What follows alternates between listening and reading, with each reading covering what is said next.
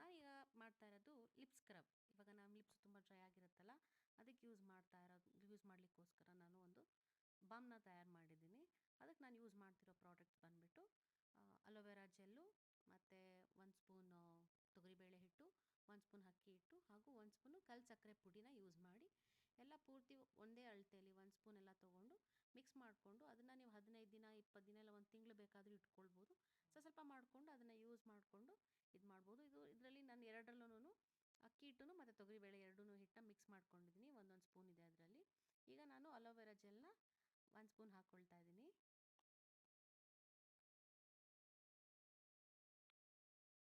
Okay, ಈಗ 1 spoon ಹಾಕ್ಕೊಳ್ತಾ ಇದ್ದೀನಿ ನೋಡಿ ಅಲೋವೆರಾ ಜೆಲ್ಲು. ಸೊ ಅದೇ ಪ್ರಮಾಣದಲ್ಲಿ ಈಗ ನಾನು ಇನ್ನೇನು ಅಕ್ಕಿ ಹಿಟ್ಟು ಮತ್ತು ತೊಗರಿಬೇಳೆ ಹಿಟ್ಟು ಹಾಗೂ ಕಲ್ಲು ಸಕ್ಕರೆ ಮಿಕ್ಸ್ ಮಾಡಿಕೊಂಡು ಒಂದು ಸ್ಟೀಲ್ ಕಂಟೈನರ್ಗೆ